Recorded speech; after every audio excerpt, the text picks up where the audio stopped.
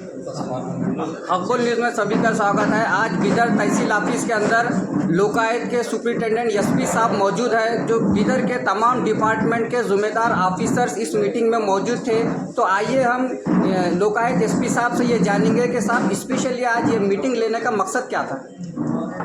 ನಾವು ಮಾನ್ಯ ಲೋಕಾಯುಕ್ತರ ಆದೇಶದಂತೆ ಪ್ರತಿ ತಿಂಗಳು ಒಂದು ತಾಲೂಕಿನಲ್ಲಿ ಸಾರ್ವಜನಿಕ ಸಭೆನ ಹಮ್ಮಿಕೊಳ್ತೇವೆ. ಅಲ್ಲಿ ಸಾರ್ವಜನಿಕರು ಯಾರ ಕುಂದುಕೊರತೆಗಳಿದ್ದರೆ, ಸರ್ಕಾರಿ ಸೇವೆಗಳಿಗೆ ಸಂಬಂಧ ದೂರುಗಳಿದ್ದರೆ ನಮಗೆ ದೂರುಗಳು ನೀಡ್ತಾರೆ. ಆ ಒಂದು ದೂರುಗಳನ್ನು ನಾವಿಲ್ಲಿ ಎಲ್ಲ ಅಧಿಕಾರಿಗಳ ಸಮಕ್ಷಮದಲ್ಲಿ ಸ್ಥಳದಲ್ಲೇ ಕೆಲವು ದೂರುಗಳನ್ನು ಅಥವಾ ತಾತ್ಕಾಲಿಕವಾಗಿ ಒಂದು ವಾರ ಅಥವಾ 15 ದಿವಸ ಇರ್ಬೋದು, ಈ ರೀತಿ ದೂರುಗಳನ್ನು ಬಗೆಹರಿಸಲಿಕ್ಕೆ ಪ್ರಯತ್ನ ಪಡ್ತೇವೆ. ದೂರುಗಳು ತುಂಬ ಜಟಿಲವಾಗಿದ್ದು ಅದು ಇಲ್ಲಿ ಬಗೆಹರಿಲ್ಲ ಅಂದರೆ ನಾವು ಅದನ್ನು ಸ್ವೀಕರಿಸಿ ಅದನ್ನು ಮಾನ್ಯ ಲೋಕಾಯುಕ್ತರಿಗೆ ಫಾರಂ ನಂಬರ್ 1 2 ಮಾಡಿ ಒಂದು ರಿಜಿಸ್ಟರ್ ಮಾಡಿ ಕಳಿಸ್ಕೊಡ್ತೇವೆ.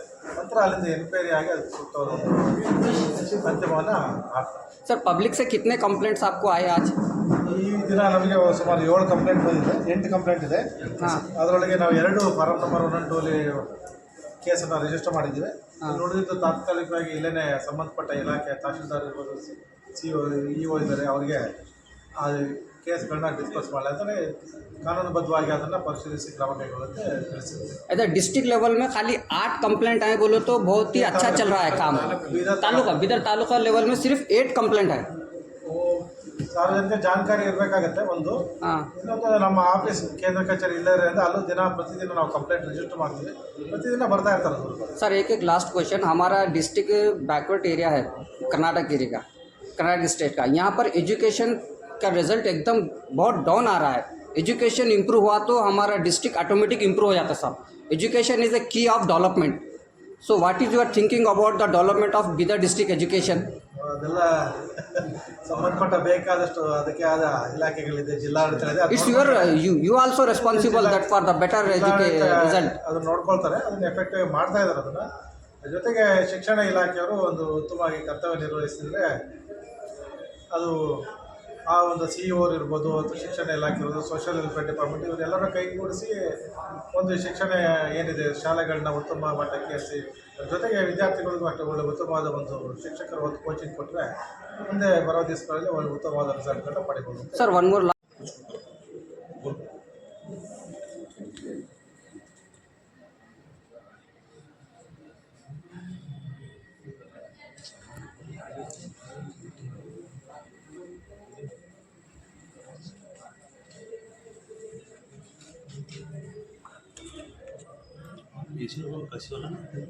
ಡಿಶರ್ ಕೊಟ್ಟರೆ मैं ಡಿಶರ್ ಮುದ್ದ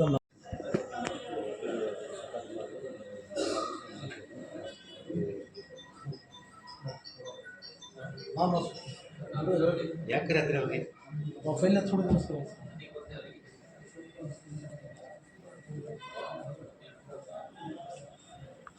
ಏನೋ ಕಲಿಬೋದು, ಕಲಿಯೋದಿಲ್ಲ ಮಾರ್ಕ್ಸ್ಗಳು ಇರ್ತಾರೆ, ಅಲ್ಲೂ ಇಲ್ಲ ಅಂತ ಒಳ್ಳೆ ಮಕ್ಕಳು ಇರ್ತಾರೆ.